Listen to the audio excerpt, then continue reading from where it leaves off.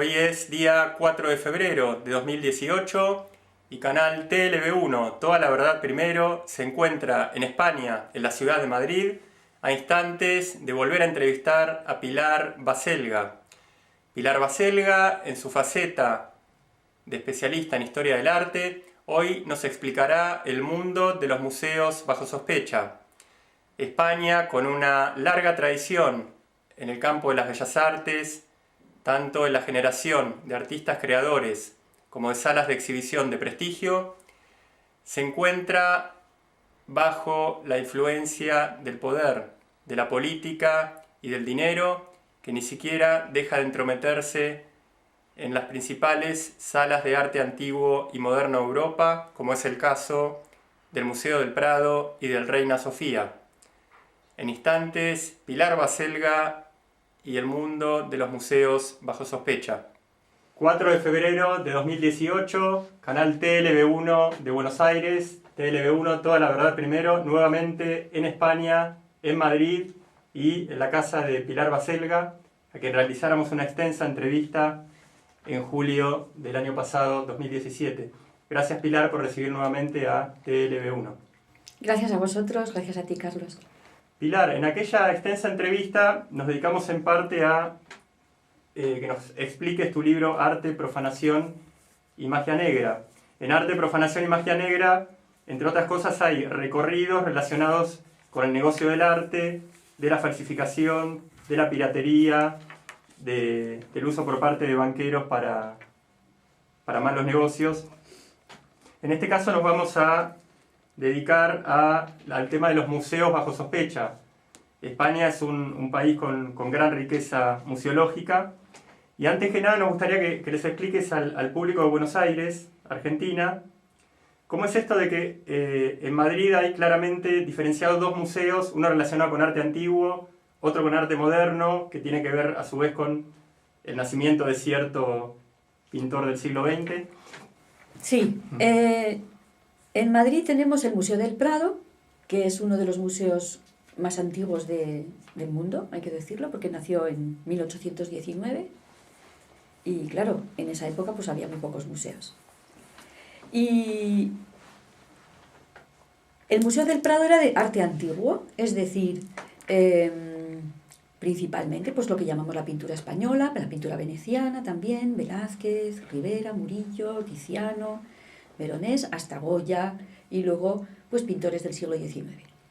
Y ahora en este momento tenemos el Reina Sofía desde hace ya 30 años, que es un edificio muy bonito, por cierto, un antiguo hospital del siglo XVIII, y ahí tenemos la colección de arte moderno, y se entiende arte moderno del Reina Sofía los que nacieron después de 1881, es decir, la fecha de nacimiento de Picasso.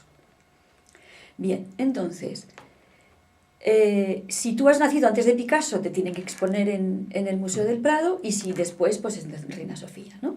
Bien. Pero resulta que desde que el director Miguel Zugaza fue director del Museo del Prado, una de las políticas que siguió es de borrar esa cronología. Y, por ejemplo, fue durante su dirección que se creó la primera exposición de Picasso en el Museo del Prado. Claro, no toca, en mi opinión. Si tenemos esa definición, pues tenemos esa definición. Pues no, él ha decidido que el Museo del Prado también puede exponer a pintores del siglo XX, y ya la repanocha, creo que se dice en Argentina, ¿no? ¿Repanocha? ¿Esto no es la repanocha? Bueno, pues no sé. ¿De qué se trata? Pues el colmo de los colmos. Ah. El colmo de los colmos es que han decidido exponer la obra de un chino, que no nombraré porque no quiero hacerle el más mínimo publicidad, sino para decir que es un cara dura, y también son unos irresponsables, en mi opinión, los que han permitido esto, ¿no? Entonces, este señor chino se dedicaba a hacer fuegos artificiales, porque es un pirotécnico, es chino, pues ellos pintan en el cielo, claro, ellos pintan en el cielo, es cierto, con pólvora, ¿no? Entonces él lo que hace es pintar cuadros con pólvora. ¿Cómo lo hace? Pone pólvora de distintos colores en el suelo, después hace unos estarcidos, es decir, unos patrones de cartón recortados, y entonces por los agujeros que deja, luego pone el lienzo encima, y entonces al explotar la pólvora por debajo, pues se pinta, quedan manchas, quedan señales, ¿no? Bien, y entonces estos sus grandes obras de arte. Si este señor hiciera esto en el Reina Sofía, bueno, no me parecería bien que se hiciera una explosión dentro de un edificio del siglo XVIII, pero si se expone ahí, bueno, pues dentro de lo que cabe, pues estamos contando lo que está pasando en el arte contemporáneo. Hay un lugar que hubiera sido ideal, que se llama en Madrid, que se llama Matadero. Matadero eran los mataderos de Madrid, al sur, al borde ya de la ciudad, y ahí pues es un centro de arte contemporáneo, que está todo bastante ruinoso, quiero decir que no están las paredes bonitas ni nada. Pero resulta que no solamente está expuesto este señor chino en el Museo del Prado, que ha permitido que los precios se disparen estratosféricamente, sino que encima lo ha hecho en el antiguo Museo del Ejército.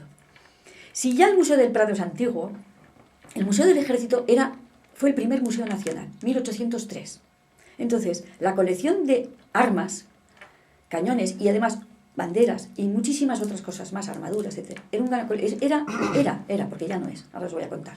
Era la colección más importante del mundo. El museo militar más importante del mundo era el Museo del Ejército Español en Madrid, en el edificio que se llamaba el Palacio del Buen Retiro, y la sala principal era el Salón de Reinos. ¿Qué era esto? El Salón de Reinos era el Salón del Trono del Rey de España, creado hacia 1640, y decorado por Velázquez. Este museo se ha desmantelado y se ha llevado a Toledo, en el Alcázar. Pero si se exponían 22.000 piezas, más o menos, en Madrid, en Toledo solo se exponen 6.500. Entonces, ¿qué ha pasado? Que gracias a este desmantelamiento, gracias a este traslado del Museo del Ejército a Toledo, de Madrid a Toledo, ya España no tiene el museo más importante militar del mundo, sino que es el segundo. ¿Y cuál es el más importante? El Museo Británico. ¡Qué casualidad! Los ingleses otra vez. Y da la casualidad que fueron un inglés y un americano, Jonathan Brown y John Eliot, que son los dos hispanistas, que supuestamente nos aman, pero resulta que son los que están detrás de este desmantelamiento. Ellos son los que dan origen a la idea de que el Museo del Prado se tiene que expandir a ese edificio. Y que claro, como la colección del Museo del Ejército molesta, pues esa nos la llevamos a Toledo y vamos a dejar el Salón de Reinos, decorado por Velázquez, para el Museo del Prado. Pero esto fue hace 20 años. En el año 1999, Aznar, por decreto, en contra de la voluntad de todo el mundo, de conservadores, de la Academia de la Historia, Academia del Arte, en fin, todo el mundo estaba en contra. Bueno, pues por mis cojones, mi hijo Aznar, más o menos, decidió el traslado del Museo del Ejército a Toledo. Y se ha visto mermada la colección. Entre otras cosas, porque una de las piezas señeras más importantes de ese museo era la tizona, espada del Cid, espada auténtica del Cid, una espada que tiene 1000 años, o sea, una pieza extraordinaria. Esa pieza no era del Museo del Ejército, era de una familia española. Y esa familia, al ver que se desmantelaba el Museo del Ejército, dijeron que no, que ellos no querían que se desmantelara. ¿Se desmantela? Ah, muy bien, pues entonces yo me llevo la tizona. Y ahora la tizona está en el Museo de Burgos, porque lo compraron unos empresarios burgaleses para la ciudad de Burgos, ciudad natal del Cid. Bien, entonces la historia es que vienen, lo voy a resumir porque claro, es un poco lioso lo que acabo de contar. Unos expertos hispanistas dicen que el Museo del Ejército convendría desplazarlo para poder expandir ahí el Museo del Prado. Expertos hispanistas, no españoles.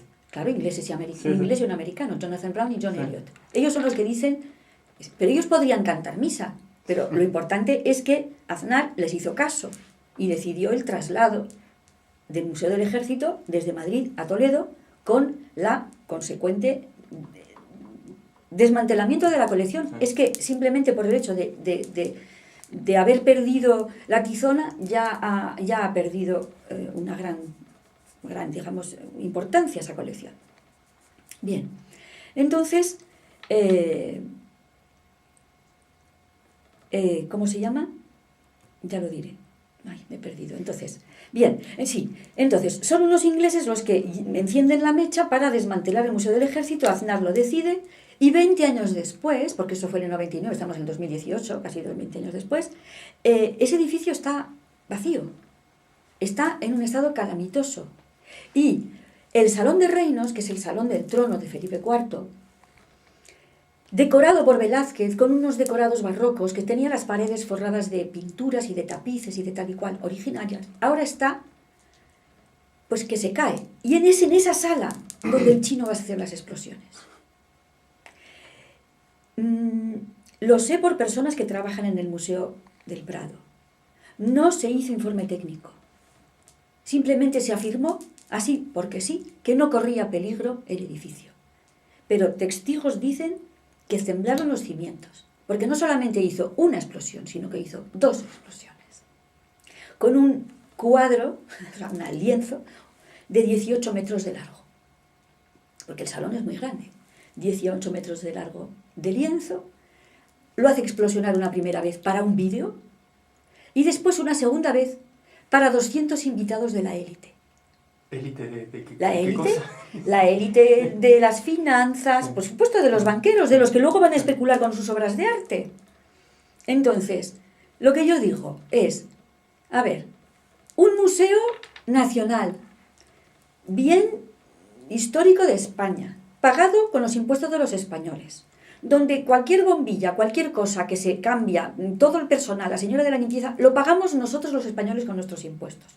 Montamos una exposición que sería seguramente entre 1 millón y 2 millones de euros. Lo pagamos nosotros con nuestros impuestos. Y ahora resulta que este chino, porque expone en el Museo del Prado, sus obras pone en peligro el Salón de Reinos, que es muy simbólico. Porque, fijaros, el resumen, el Salón del Trono de España, es decir, la imagen del Reino de España, vuela por los aires y es en el fondo profanada por un chino que trabaja con una galería inglesa de Norman Foster que se llama Ivory Press, y Norman Foster es el arquitecto británico que ha sido elegido para la reforma del Salón de Reinos y que tiene una galería de arte moderno. No sé, yo sospecho, yo no voy a decir, no voy a condenar, porque eso ya lo dirán los jueces, pero yo sospecho que ahí hay gato encerrado, o sea, no es normal. ¿Por qué el Museo del Prado tiene que comportarse como una galería? Una galería de arte puede hacerlo, porque tiene un beneficio directo, porque coge la obra, la expone, hace todo un follón y luego pues la vende y gana dinero, pero resulta que ahora que el que vende es el chino y nosotros nos quedamos a 2 velas. Es que eso no se puede hacer. Pues eso es lo que está pasando en el Museo del Prado. Y es muy grave porque yo no he escuchado a nadie que lo diga. A todo el mundo le parece muy bien, porque eso es modernidad.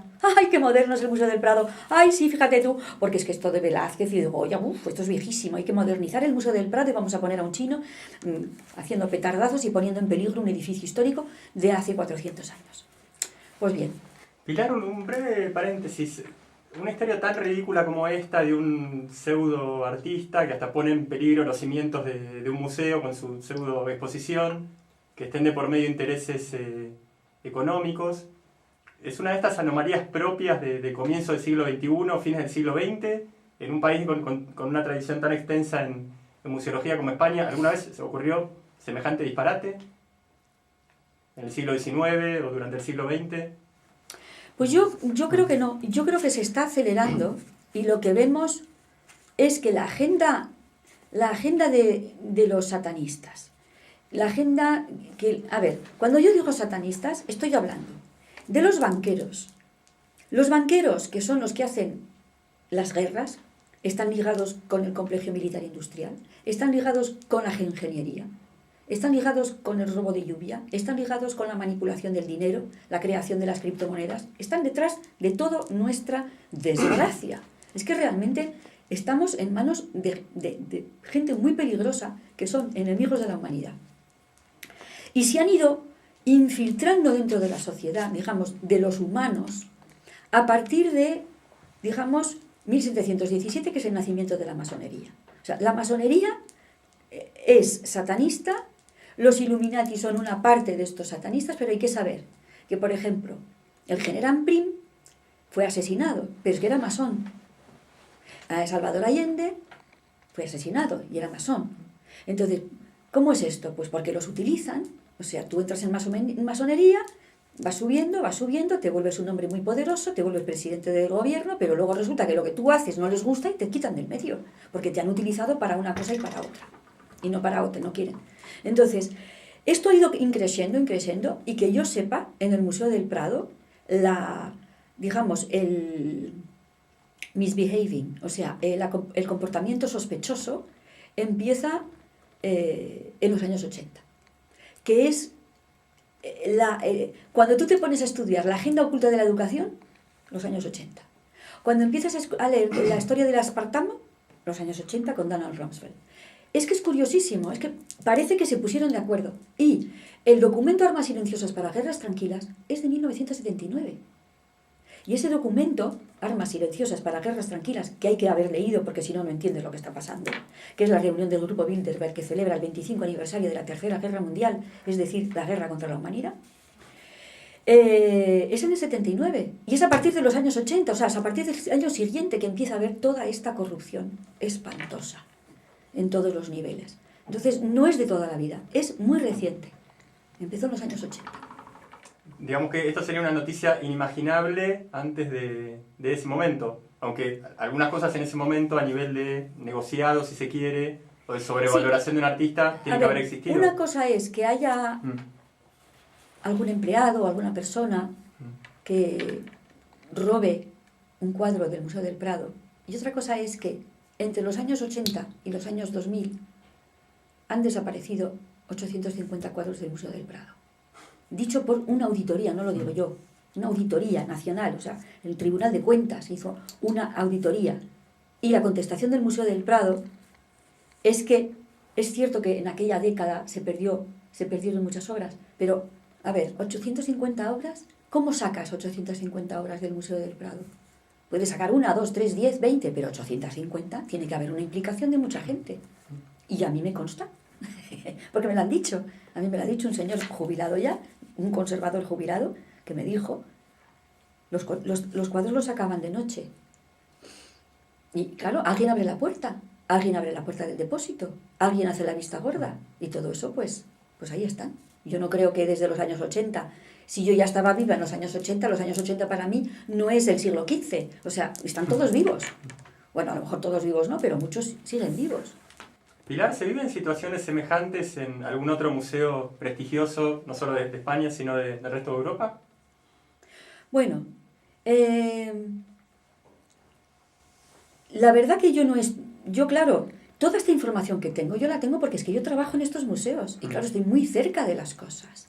Entonces yo no sé, lo único que puedo decir es que recientemente en Italia han hecho una exposición de Modigliani, después han venido a estudiar los cuadros y han descubierto que 21 cuadros de Modigliani expuestos como Modigliani eran falsos. Hay que saber que recomiendo ver, está en YouTube, la película de F for Fake, F de fraude, de Orson Welles, donde él describe la vida hace una entrevista, mejor dicho, a Elmir de Hori, que era un húngaro, que era falsificador, y se le ve ahí pintando un Van Dongen, pintando un Matisse, y lo dibuja el Matisse y lo tira a la chimenea. Y él explica que él no falsifica, que él lo que hace es pintar un cuadro que otro viene y dice, es que es un Matisse. Dice, yo no tengo la capacidad de vender este cuadro. De hecho, él no era multimillonario, ni mucho menos. Luego hay otro que se llama Wolfgang Beltracchi, es en Alemania. Este ha estado en la cárcel durante la corte de Colonia, lo condenó y estuvo, no sé si fueron 5, 4 años, no mucho. Ya desde la cárcel pintaba, porque dentro de la cárcel puedes pintar cuadros, pero ahora ya vende sus propios cuadros. Pero es que él pintaba cuadros de eso, de Picasso, en fin, y entonces le preguntaban a Wolfgang Beltracchi que cómo le habían pillado. Y dice, pues ¿por qué no utilicé blanco de plomo? Porque el blanco de plomo era el blanco que se utilizaba antes. Si tú utilizas el blanco de ahora, que creo que no es blanco de plomo, pues basta con analizar ese blanco para saber que no es un cuadro antiguo. Porque ya era tan fácil, aparentemente, pues eso, que te dejas llevar por la facilidad y que los pintaba como churros. Y es que lo ves ahí en la película de Orson Welles, es que lo ves como lo pinta con una facilidad. Los falsificadores, a ver, si los falsificadores, cada uno de ellos, pintan en torno a 500.000 cuadros y multiplicas que hay una decena de falsificadores conocidos, llegamos a la cifra de 10.000 cuadros. Entonces, 10.000 cuadros falsos, ¿dónde están esos cuadros? O sea, yo quiero verlos. O sea, que en el juicio de Wolfgang Beltracchi, el alemán, él reconocía haber falsificado 300 cuadros, o sea, haber vendido cuadros falsos, y solamente hubo unos 50 que reclamaron. O sea que hay 250 cuadros de Wolfgang Beltracchi que están en los museos, y cuando salió de la cárcel le preguntaron, es que es un cachondo, dice, bueno, ahora yo soy pobre, antes era muy rico, dice, pero me da tanta alegría pasear por el MoMA y ver mis cuadros colgados. O sea, lo dice clarísimo. El MoMA tiene cuadros falsos míos. Y el MoMA mirando para otro lado, y Sotheby's y Christie's mirando para otro lado, porque esto está para mí a punto de estallar. Porque ya, o sea, yo escribí el libro el año pasado. Sí. Hace unos meses es Modigliani, 21 cuadros falsos. Entonces yo creo que esto está pudriéndose. ¿Sabéis? Cuando se pudre y de repente el grano se sale todo, ¿no? Pues yo creo que ahora estamos en ese momento de maduración del grano. Ahora vamos a ver todas estas tomaduras de pelo y espero que ya pongamos fin a esta tomadura de pelo de verdad.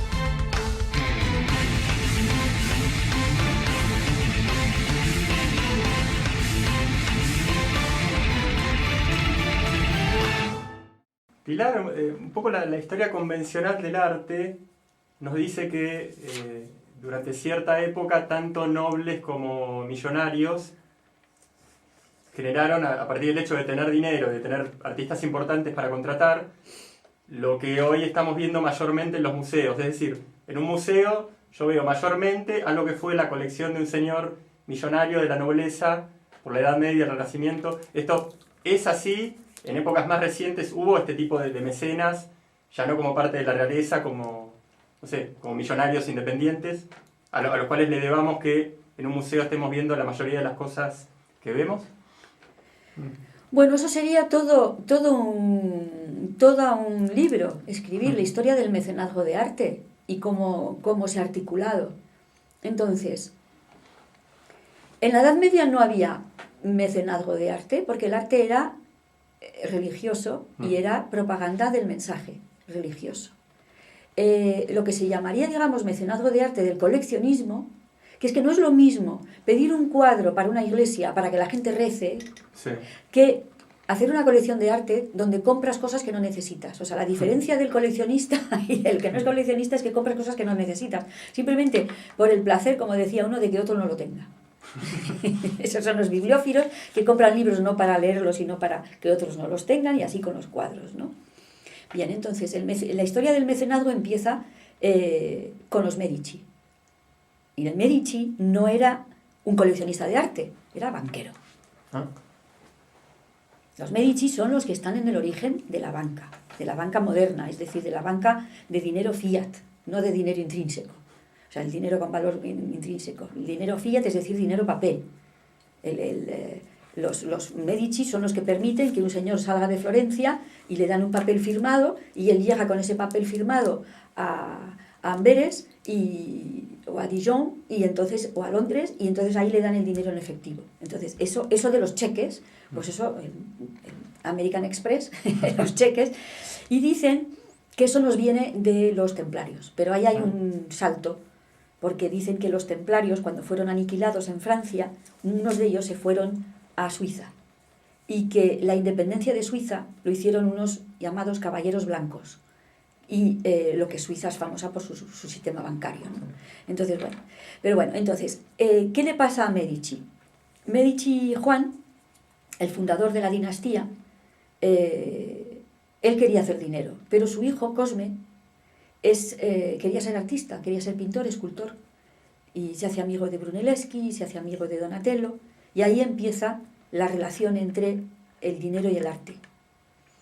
Y a partir de entonces empieza el coleccionismo, que es comprar por placer y también porque lo que los Medici crearon es la idea de que si tú gastas tu dinero en el arte, eso te eleva. El arte tiene un poder muy grande de elevar, lo que hemos dicho antes, limpiar de la suciedad el dinero sucio. Entonces, si tú gastas tu dinero, precisamente voy a poner un ejemplo, con el Museo del Prado. Sí. Entonces, eso lo cuento también en el libro. Resulta que había un señor desconocido que se llamaba Villaescusa. Y cuando este señor muere, abren el testamento y resulta que ha donado al Museo del Prado 7.000 millones de pesetas de la época. Una cantidad fabulosa. No solamente en dinero, en acciones, en propiedades, en fin. Pero ¿cuánto sería en euros para que la gente más o menos...? A ver, 7.000 millones...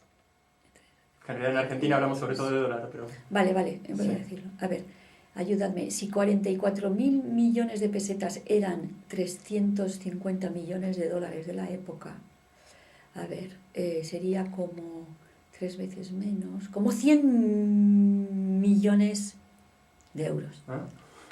100 millones de euros. Sí, 100 millones de euros.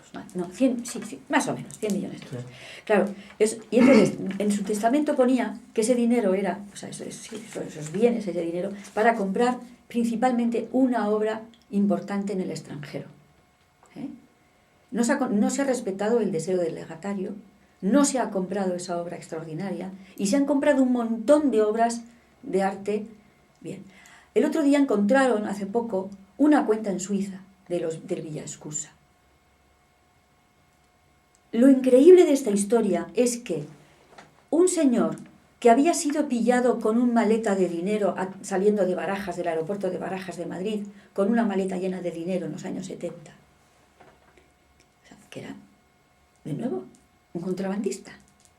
Este señor, que es un contrabandista, que lo han pillado en la frontera con una maleta con dinero en efectivo, con billetes, resulta que lo ponen en el altar del mecenazgo porque cuando se muere dona toda su fortuna al Museo del Prado. ¿Qué ha pasado? Que nadie ha investigado de dónde viene ese dinero. Y ese era el propósito. O sea, no es que a Villaescusa le gustara el Museo del Prado, es que se dio cuenta de que la mejor manera de que no investigaran ni a él ni a los otros el origen de toda esa fortuna sería regalarlo al Museo del Prado. Entonces, yo es lo que digo en mi libro, no se plantea ni se cuestiona el origen ético de las colecciones y del dinero que permiten las colecciones. Y ahí yo veo, pues, complicidad. O sea, hay que legislar. O sea, cuando un señor regala dinero a un museo, dice, oiga, vamos a ver primero de dónde viene este dinero. Y si es legal, se le da al Museo del Prado. Y si no, se lo queda al Estado español y nos beneficiamos todos. Porque ahora en este momento el dinero de Villaescusa, ¿dónde está? Está en los bolsillos de todos los que han vendido todas esas obras de arte que el Museo del Prado ha comprado. Y uno se pregunta, ¿por qué has comprado eso que es completamente imprescindible? O sea, ¿por qué compras obras menores? Si el señor lo que quería era comprar una obra importante y una sola. ¿Y por qué compras un montón de pequeñitas no importantes? Pues porque así se beneficia a toda una red clientelar. O sea, que parece que el Museo del Prado tiene una red clientelar de galerías, de coleccionistas, que cuando el Museo del Prado tiene dinero, compra cosas prescindibles. Y eso nos lleva a la otra historia, a la colección Naseiro.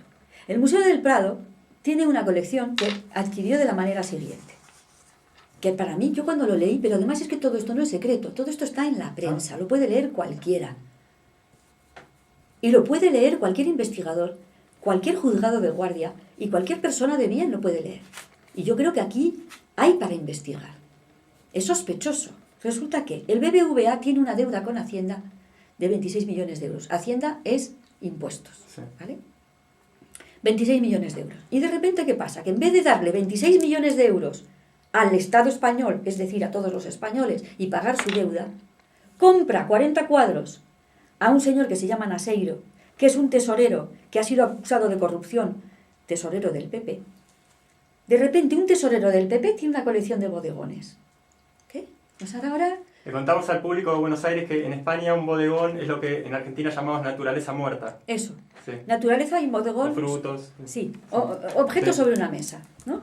Bien, pues entonces, el señor Naseiro, que es desconocido en el mundo del arte y del coleccionismo de arte, resulta que de repente tiene, 40 cuadros de naturalezas muertas, con guirlaches, besugos y demás cosas encima de una mesa, y resulta que esos cuadros los compra el BBVA para pagar su deuda de 26 millones de euros.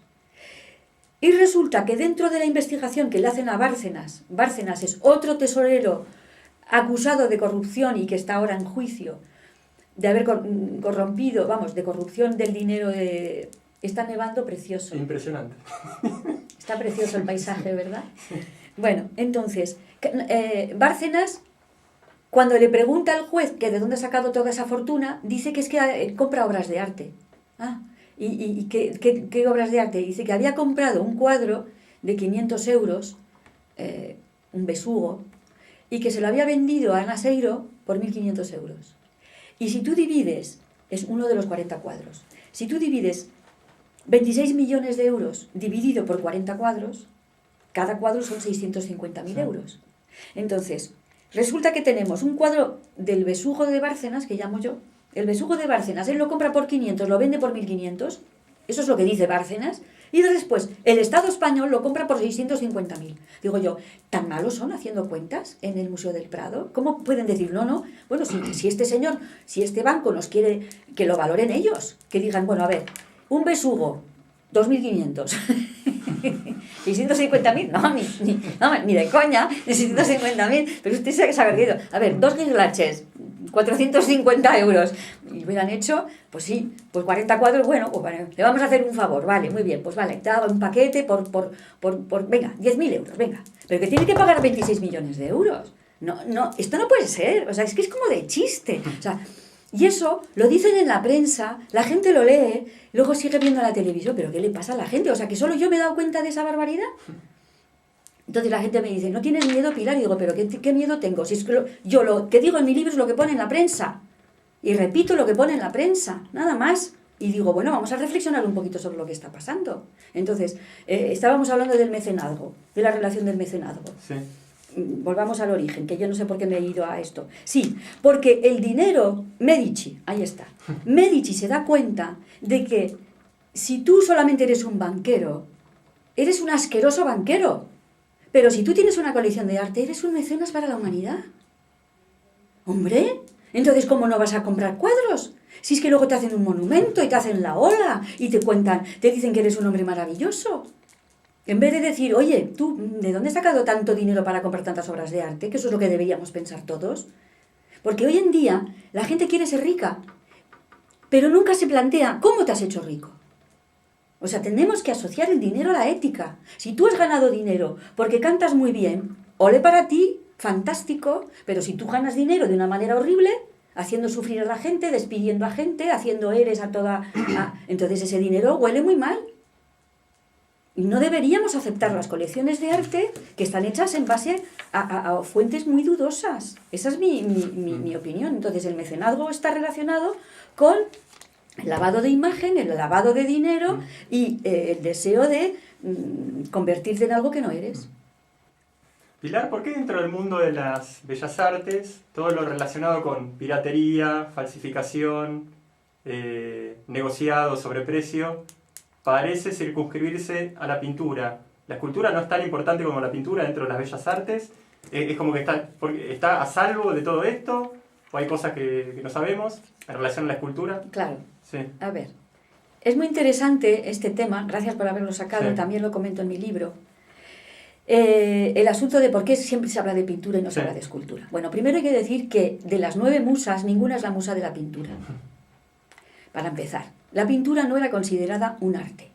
Cuando tú lees a Longino, de lo sublime, y habla del arte, de lo sublime del arte de lo sublime. Él está hablando del arte de la oratoria, del arte de hablar. Cuando Hegel habla del arte, habla de la poesía. Cuando Schopenhauer habla del arte, habla de los jardines y de la música. Sí. Cuando Nietzsche, Wagner hablan del arte, bueno, a Wagner ya lo pone en totum revolutum, lo hace la idea de Gesamtkunstwerk, pero la obra de arte total. Sí. Eso es. Entonces, ¿qué ha pasado? ¿Por qué de repente sí, la oratoria, la música, la poesía, los jardines han sido hasta el siglo XX las artes elevadas? Y la pintura era algo decorativo, como tienes también muebles, tienes joyería, tienes porcelanas, tienes alfombras y tienes cuadros. Siempre ha sido parte de la decoración, siempre. Medici empieza, bueno, por ejemplo, cuando vas al Museo del Prado, en la Gran Galería, tienes mesas de piedras duras. ¿Por qué las mesas de piedras duras son más importantes que los cuadros para Felipe IV? Porque un cuadro se puede copiar. Incluso existen pintores que han hecho varios cuadros iguales, se llaman réplicas. Y todos son originales. O sea, una réplica no es una copia. Una copia es cuando uno copia a otro. Pero cuando tú te copias a ti mismo, haces una réplica. Que viene un loco con un puñal y apuñala a la Venus del Espejo de Velázquez en el Museo Británico. Pues se restaura y queda tan bien, nadie lo nota. Que hay un accidente y se quema el cuadro, lo recortan o le añaden, no pasa absolutamente nada. Entonces eso la gente lo sabía, el cuadro, había cuadros en las sacristías, es decir, las salas secundarias de las iglesias. Luego, la pintura no era tan importante. Pero es que esto viene de Sotheby's. Sotheby's fueron muy listos. Siempre ha habido interés por la pintura y tal.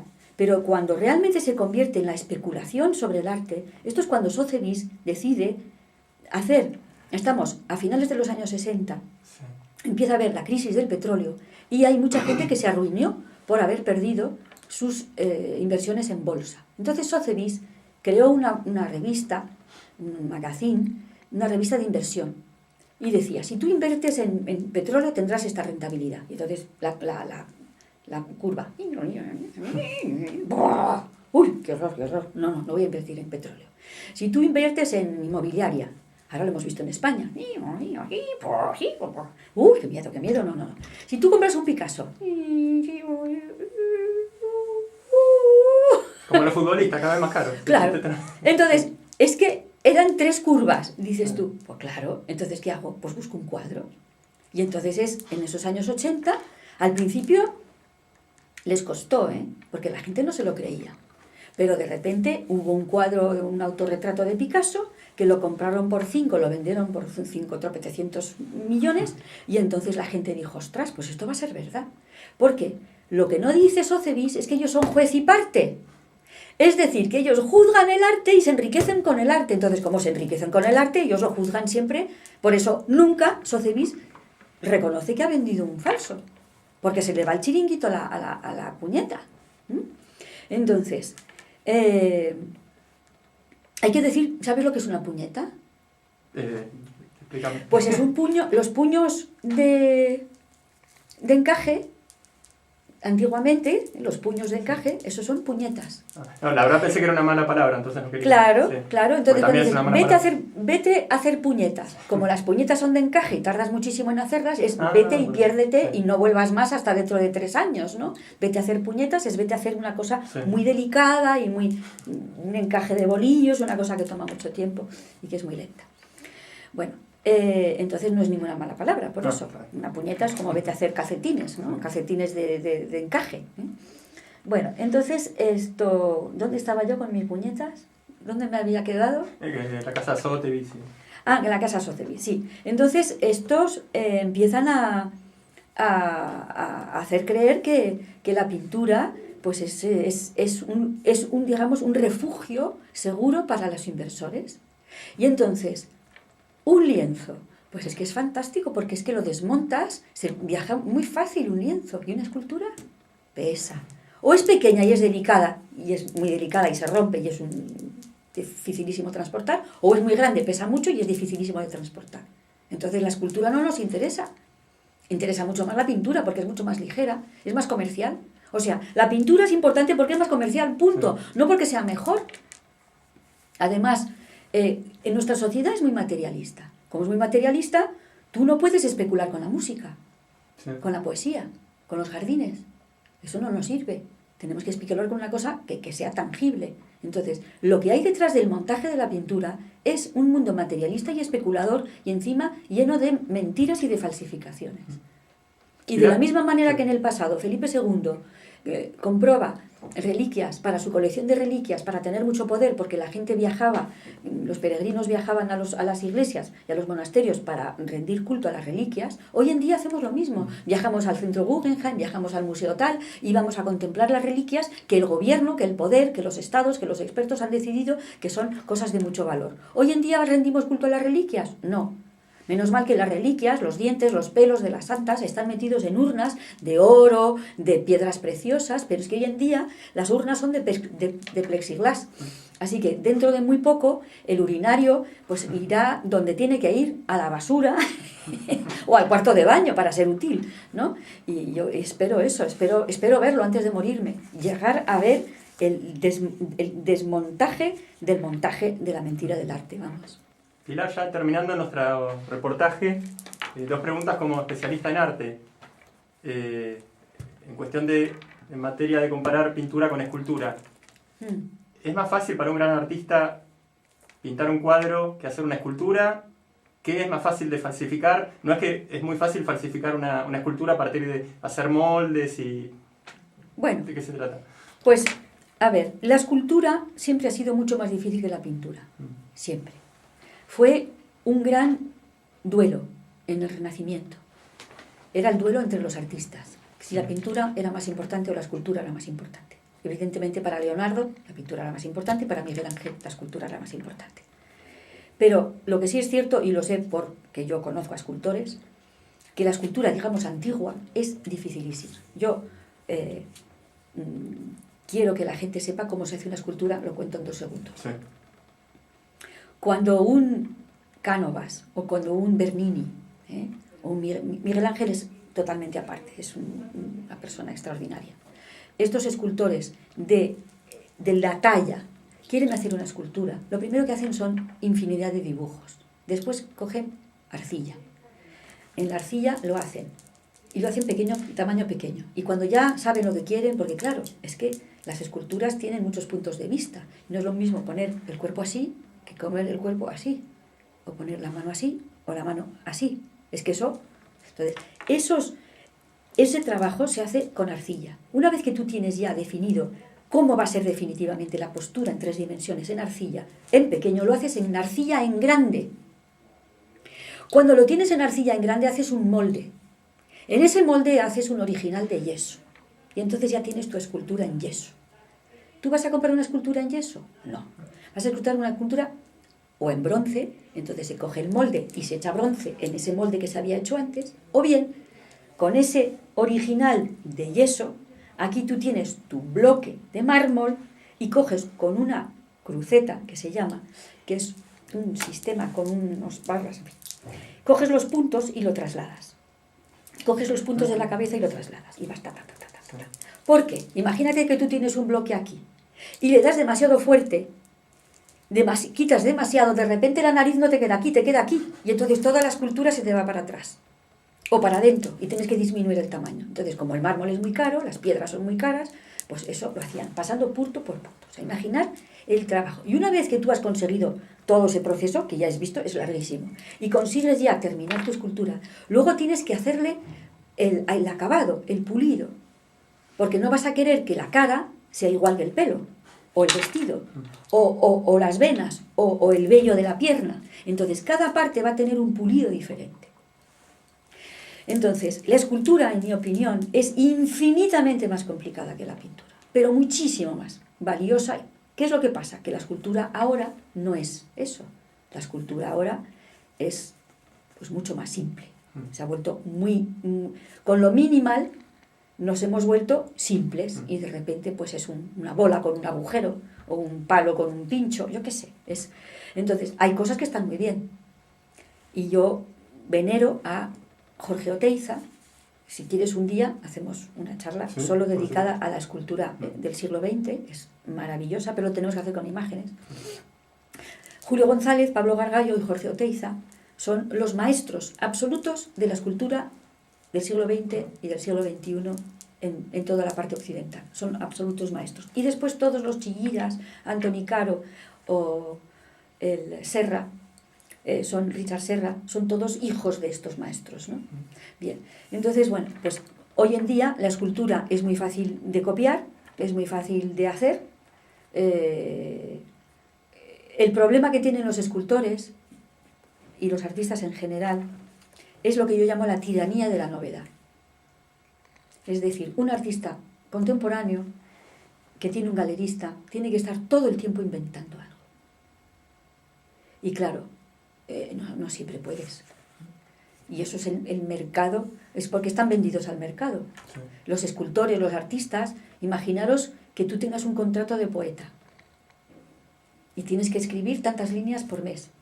Pero es que a veces no tienes ganas, no te encuentras y hay momentos en los que te encuentras vacío y precisamente necesitas tiempo, pero tú es que tienes que comer todos los días. Y eso es una cosa con la que se han encontrado todos los artistas toda su vida. La obligación de crear cuando no tienes ganas, cuando no estás inspirado, cuando ya te has hartado de hacer eso, pero te siguen pidiendo cuadros iguales. No, es que aquella época me gustaba mucho, ¿no me podrías hacer uno de esa época? Y el otro dice, pues es que no soy la misma persona, y venga. Y es que es muy, muy duro. Pilar, ¿alguna última cosa que consideres importante agregar acerca de este tema de el mundo de los museos bajo sospecha? Pues sí. Yo lo que quiero ahora es pasar a la fase de decir qué podemos hacer. Muy bien. ¿Qué podemos hacer y qué debemos hacer, en mi opinión? Cuando uno va a un museo y lo que ve es indignante, hay que pedir el libro de reclamaciones. Y si no te contestan, volver a insistir. Yo cuando estuve en Buenos Aires fui al Malva y vi los caniches famosos fornicando en una sala con 10 cuadros de 3x2, una cosa que era espeluznante. Escribí una queja, no me han contestado. Es una falta de respeto. Entonces, si los del Malva me escuchan, puesto que esto es para TV1, o si se lo podéis mandar a los del Malva, estoy esperando la respuesta, señores directores del Malva, para que me expliquen por qué pueden hacer una sala en la que hay 10 cuadros de 3 perros fornicando en todas las posturas, con una televisión en el medio, con un falo que da vueltas en un vídeo todo el tiempo, y que eso se presente primero como arte y encima que no se avise a las personas que tienen niños pequeños, porque yo vi ahí familias con niños pequeños, y eso no puede ser. No es tolerable que un museo se preste a la divulgación, a la difusión de imágenes de eróticas. Es que eso no es el papel, eso es para un club de homosexuales. Muy bien, pues que lo pongan en el club de homosexuales o en una galería de arte privada, pero en un museo público, no. Yo estoy en contra y animo a todo el mundo a escribir a los twitters, a denunciarlo. Y si queréis, pues es muy fácil, escribís un tweet y ponéis el link a esta charla, a este vídeo, y decís, ya está bien de que nos tomen el pelo. Y lo colgáis en los directores, en los ministerios de cultura, en las fundaciones culturales, en los Facebook de toda esta gente poderosa que toma decisiones, para que se enteren de que nosotros no estamos de acuerdo, que no nos tomen el pelo más, y sobre todo con el dinero público, que eso a mí es lo que más me indigna, porque en una galería de arte quieran hacer explosiones con pólvora y vendan los cuadros, o lo que sea eso, a precios fabulosos, pues es asunto de la galería de arte, pero en un museo público como el Museo del Prado, que ya tiene bastante con su agenda de informar y hacer exposiciones con el fondo que tiene. O sea, ya con eso nos basta, no necesitamos convertirnos en alentadores a la estafa, con dinero público y encima para beneficios privados. Eso es indignante. Estoy indignada. Bueno, Pilar Baselga, gracias por recibir nuevamente a Canal TLV1 de Buenos Aires, Canal TLV1, Toda la Verdad Primero, y será hasta el próximo encuentro. Gracias, Carlos, gracias a todos y muchos saludos a todos nuestros seguidores, que estoy muy agradecida de vuestra fidelidad. Muchas gracias. En la entrevista que Pilar Baselga concediera a TLV1 en la ciudad de Madrid durante el año 2017, la autora acababa de editar y de publicar su libro Arte, Profanación y Magia Negra. En la presente entrevista, Pilar Baselga ha desplegado varios de los recorridos de este libro en relación a los manejos oscuros dentro del mundo del arte. Así también, Pilar Baselga nos acaba de explicar detalles históricos y técnicos fundamentales para entender tanto la creación artística como el origen y el funcionamiento de las salas de exposición de arte. La próxima semana, TLV1 se encontrará en la ciudad de Barcelona para entrevistar a Miguel Celades Rex, periodista de investigación y organizador de conferencias y eventos relacionados con el amplio mundo de la conspiración. Será hasta el próximo encuentro y gracias a Canal TLV1 de Buenos Aires.